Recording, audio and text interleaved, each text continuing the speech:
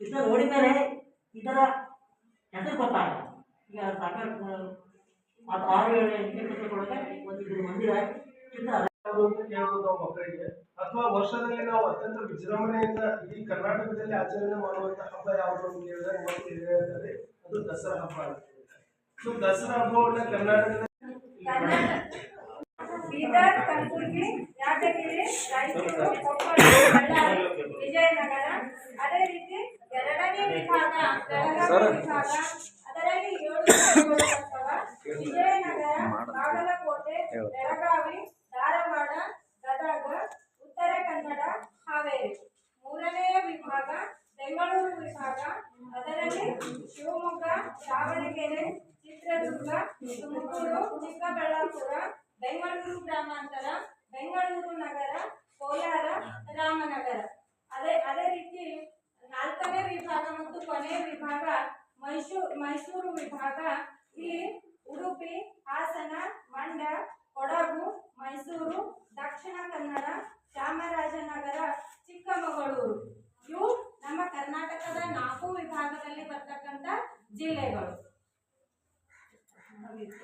Total ಆಗಿ ಎಲ್ಲಾ ಜಿಲ್ಲೆಗಳ ಪರಿಕಲ್ಪನೆ ಒಂದು ಕೇವಲ ಒಂದು ಅಭಿನಯ ಗೀತೆಯ ಮೂಲಕ ಕೊನೆವರೆಗೂ ಅವರು ನೆನ್ಪಿಟ್ಕೋತಾರ ಅಂತೇಳಿ ನಾವು ಇದೊಂದು ಚಟುವಟಿಕೆ ಮಾಡಲಿಕ್ಕೆ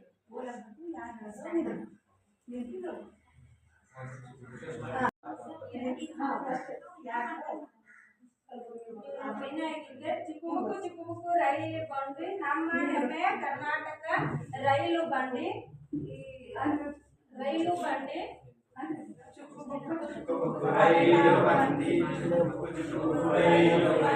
ನಮ್ಮ ಹೆಮ್ಮೆಯ ಕರ್ನಾಟಕ ರೈಲು ಬಂಡಿ, ನಮ್ಮ ಹೆಮ್ಮೆಯ ಕರ್ನಾಟಕ ರೈಲು ಬಂಡಿ,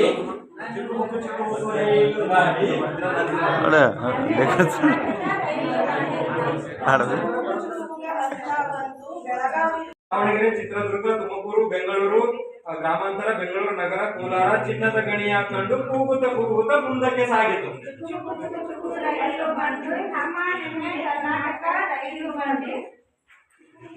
ವಿಭಾಗಕ್ಕೆ ಬಂತು ನಮ್ಮ ಹೆಮ್ಮೆಯ ರೈಲು ಬಂಡಿ.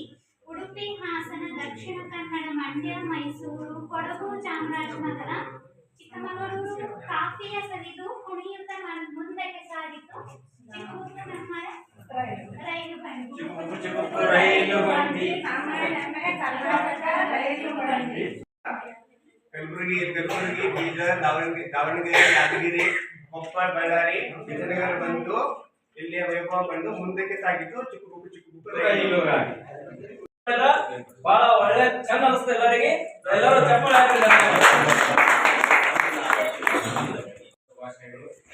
ಈಗ ನಮ್ಮ ತಂಡ ಬ್ರಹ್ಮಪುತ್ರ ತಂಡ. ನಮ್ಮ ಚಟುವಟಿಕೆ ಬಂದ್ಬಿಟ್ಟು ನದಿಗಳು ಮತ್ತು ಉಪನದಿಗಳು. ಇಲ್ಲಿ ಇದನ್ನು ಆಮೇಲೆ ತೋರಿಸ್ತೀನಿ. ಒಬ್ಬ ರೈತ ಸುಖವಾಗಿ ಬಾಳ್ಬೇಕಾದ್ರೆ, ಪ್ರತಿಯೊಂದು ಜೀವಿ ಸುಖವಾಗಿ ಬಾಳ್ಬೇಕಾದ್ರೆ, ಪ್ರತಿಯೊಂದು ಸಸ್ಯ ಸುಖವಾಗಿರ್ಬೇಕಾದ್ರೆ ನೀರು ಅತಿ ಅಮೂಲ್ಯವಾದದ್ದು. ನೀರು ಇಲ್ಲಂದ್ರೆ ಯಾವುದೇ ಪ್ರಾಣಿ, ಪಕ್ಷಿ, ಮನುಷ್ಯ ಯಾವುದೇ ರೀತಿ ಯಾವುದೂ ಸಸ್ಯನೂ ಬರೋದಕ್ಕೆ ಸಾಧ್ಯವಿಲ್ಲ. ಅದೇ ರೀತಿಯಾಗಿ ಅದಕ್ಕೆ ಮೊದಲು ಮಳೆಯಿಂದ ಹನಿಯನಿಯಾಗಿ ಬಿದ್ದಂತ ನೀರು ಮೊದಲು ಕೆರೆಯನ್ನು ಸೇರುತ್ತದೆ. ಕೆರೆಯಾಗಿ ಹೋದಂತ ನೀರು ಹಳ್ಳಕ್ಕೆ ಹಳ್ಳದಿಂದ ಹರಿದಂತ ನೀರು ಏನ್ ಸೇರುತ್ತದ? ನದಿಯಾಗಿ ಸೇರುತ್ತದೆ. ನಾನು ನನ್ನ ಪರಿಚಯ ಮಾಡ್ಕೊಳ್ಳಿ. ನನ್ನ ಹೆಸರು ಶಿವರಾಜ್ ಅಂತೇಳಿ, GSPS ಚಿಕ್ಕನಗಾಂವ್. ಇಲ್ಲಿ ನಾನು ಕೃಷ್ಣಾ ನದಿ.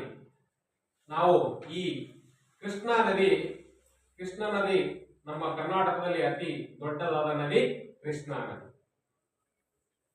ಈಗ ನಾವೊಂದು ಸಣ್ಣ ಚಟುವಟಿಕೆ ಏನ್ ಮಾಡ್ತೀವಿ.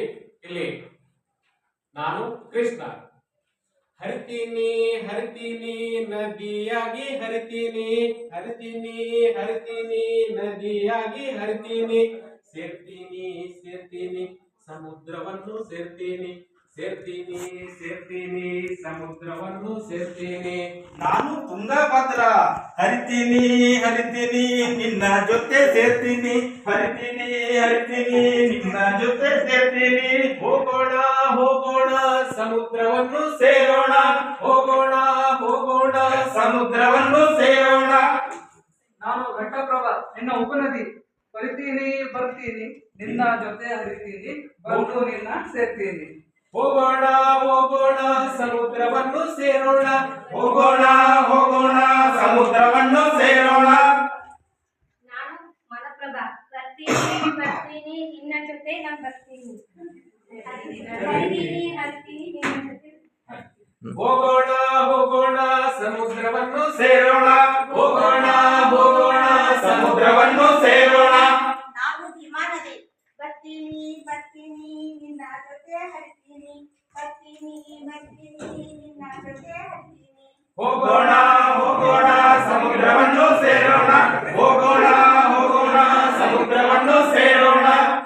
ನಾನು ಡೋಗ್ರಂಗ ನಿನ್ನ ಉಪನದಿ ಬರ್ತೀನಿ ಬರ್ತೀನಿ ನಿಮ್ಮ ಜೊತೆ ಬರ್ತೀನಿ ಹರಿತೀನಿ ಹರಿತೀನಿ. ಹೋಗೋಣ ಹೋಗೋಣ ಸಮುದ್ರವನ್ನು ಸೇರೋಣ, ಹೋಗೋಣ ಹೋಗೋಣ ಸಮುದ್ರವನ್ನು ಸೇರೋಣ.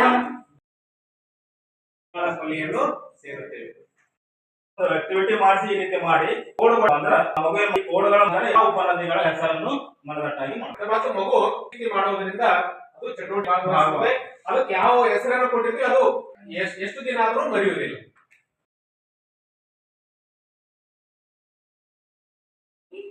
ಮೊದಲನೇದಾಗಿ ಏನು ಕಾವೇರಿ ಇರ್ಬೇಕು ಸುತ್ತು ಕಾವೇರಿ ಇರ್ಬೇಕು ಲಾಸ್ಟಿಗೆ ದಕ್ಷಿಣ ಭಾರತದ ಗೊತ್ತಾಗಂಗಿಲ್ಲ ನಿರ್ದಿಷ್ಟವಾದ ಜಿಲ್ಲೆಯಲ್ಲಿ ಉಗಮ ಆಗ್ತದ ಅಂತಂದ್ರೆ ಅದು ನಾವು ಮಗುವಿಗೆ ನಿಖರವಾಗಿ ಗೊತ್ತಾಗ್ತದೆ. ಉತ್ತರ ದಕ್ಷಿಣ ಭಾರತದ ಇದೇ ಜಿಲ್ಲೆಯಲ್ಲಿ ನಾವು ಮ್ಯಾಪ್ ಮೂಲಕ ಹಾಗೆ ಜಲಪಾತಗಳು ಅಂತಂದ್ರೆ ಉತ್ತರ ಕನ್ನಡ ನೆಕ್ಸ್ಟ್ ಉಡುಪಿ ದಕ್ಷಿಣ ಕನ್ನಡ ಈ ಮೂರು ಒಂದು ಜಿಲ್ಲೆಗಳ ಬಾಜು ಸಮುದ್ರ ಸಮುದ್ರ ಕಾಣ್ಬೋದು. ಸಮುದ್ರ ತೀರ ಇಲ್ಲೊಂದು ಡಾಟ್ ಹಾಕಿದ್ದೀವಿ ಸಮುದ್ರ ತೀರ. ಇದು ನೆಕ್ಸ್ಟ್ ಇದು ಏನ್ ಬಂದ್ಬಿಟ್ಟು ಅಂತಂದ್ರೆ ಇದು ಜಲಪಾತಗಳು.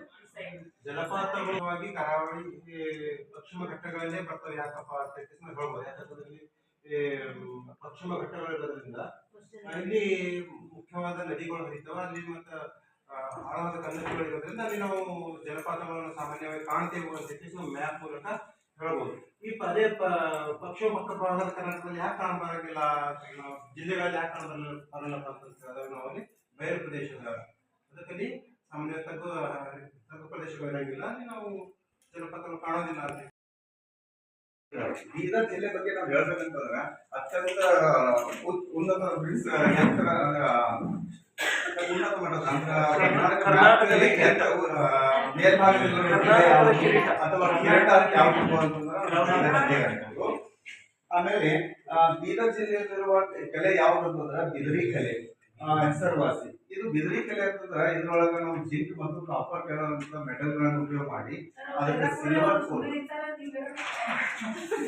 ಮೆಟಲ್ ಅದರಿಂದ ನಾವು ಮಾಡಿರ್ತೀವಿ. ಮತ್ತು ಅದಕ್ಕೆ ಸಿಲ್ವರ್ ಮತ್ತು ಗೋಲ್ಡ್ ಲೇಯರ್ಗಳಿಂದ ಮಾಡಿದ್ರಿಂದ ಅತಿ ಸುಂದರವಾದ ಕೆಲವೊಂದು ಆರ್ಟಿಫಿಷಿಯಲ್ ವಸ್ತುಗಳು ಗೋಲ್ಡ್ಗಳನ್ನ ನಾವು ಮಾಡ್ಬೋದು. ಆಮೇಲೆ ಇದು ಬಹುಮನಿ ಸಾಮ್ರಾಜ್ಯ 14ನೇ ಸೆಂಚುರಿ ಒಳಗೆ ಆಳ್ವಿಕೆಯನ್ನು ಮಾಡಿತ್ತು. ಆ ಟೈಮಲ್ಲಿ ಏನು ಅಂತಂದ್ರೆ ಬಿದ್ರಿ ಕಲೆಗೆ ಜಾಸ್ತಿ ಮಹತ್ವವನ್ನು ನೀಡಲಾಗಿತ್ತು. ಆಮೇಲೆ ನಮ್ಮ ಬೀದರ್ ಜಿಲ್ಲೆ ವಿಶ್ವಕ್ಕೆ ಗುರುವಾದ ಬಸವಣ್ಣವರ ಕಾರ್ಯಭೂಮಿ.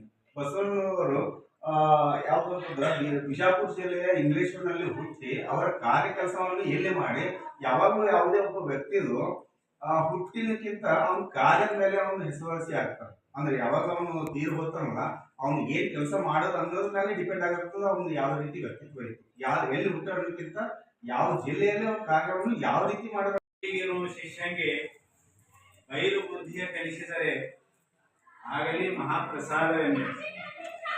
ದ್ವಾಪರದಲ್ಲಿ ಶ್ರೀಗುರು ಶಿಷ್ಯಂಗೆ ಜಯಂಕೇಶಿ ಬುದ್ಧಿಯ ಕಲಿಸಿದರೆ ಆಗಲಿ ಮಹಾಪ್ರಸಾದವೆಂದು. ಕಲಿಯುಗದಲ್ಲಿ ಶ್ರೀಗುರು ಶಿಷ್ಯಂಗೆ ವಂದಿಸಿ ನಮಿಸಿ ಬುದ್ಧಿಯ ಕಲಿಸಿದರೆ ಆಗಲಿ ಮಹಾಪ್ರಸಾದವೆಂದು.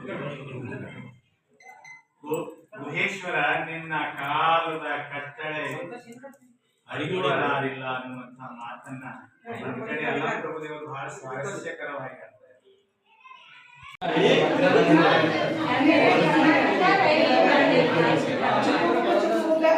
ಬಂತು ಬೆಳಗಾವಿ ವಿಭಾಗಕ್ಕೆ ಬಂತು ನೋಡು ನಮ್ಮ ಹೆಮ್ಮೆಯ ರೈಲು. ವಿಜಯಪುರ, ಬಾಗಲಕೋಟೆ, ಬೆಳಗಾವಿ, ಧಾರವಾಡ, ಗದಗ, ಹಾವೇರಿ ಕಂಡು ಹಾರುತ್ತ ಮುಂದಕ್ಕೆ ಸಾಗಿತು. ಚಿಕ್ಕ ಚಿಕ್ಕ ರೈಲು ಗಾಡಿ ಕರ್ನಾಟಕ ರೈಲು ಬಂಡಿ. ಭೂಮಿಯಲ್ಲಿ ನೋಡು, ಭೂಮಿಯಲ್ಲಿ ನೋಡು, ಭೂಮಿಯಲ್ಲಿ ನೋಡು, ಭೂಮಿಯಲ್ಲಿ ನೋಡು, 7 ಖಂಡಗಳು ನೋಡು, 7 ಖಂಡಗಳು ನೋಡು, 7 ಖಂಡಗಳಲ್ಲಿ ಏಷ್ಯ ಖಂಡ ನೋಡು, 7 ಖಂಡಗಳಲ್ಲಿ ಏಷ್ಯ ಖಂಡ ನೋಡು, 7 ಖಂಡಗಳಲ್ಲಿ ಏಷ್ಯ ಖಂಡ ನೋಡು, 7 ಖಂಡಗಳಲ್ಲಿ ಏಷ್ಯ ಖಂಡ ನೋಡು, ಏಷ್ಯಾದಲ್ಲಿ ನೋಡು, ಏಷ್ಯಾದಲ್ಲಿ ನೋಡು, ಏಷ್ಯಾದಲ್ಲಿ ನೋಡು, ಏಷ್ಯಾದಲ್ಲಿ ನೋಡು, ಭಾರತ ದೇಶ ನೋಡು, ಭಾರತ ದೇಶ ನೋಡು, ನಮ್ಮ ದೇಶ ನೋಡು. ನಾವು ಕೂಡ ಈ ಒಂದು ಚಟುವಟಿಕೆ ನಮ್ಮ ಎಲ್ಲಾ ತರಗತಿಯಲ್ಲಿ ಒಯ್ದ್ರೆ ಬಹಳ ಎಫೆಕ್ಟಿವ್ ಆಗ್ತಂತ ಹೇಳಿ ನನ್ನ ಅನಿಸಿಕೆ. ಮತ್ತೊಮ್ಮೆ ಧನ್ಯವಾದ ಸರ್.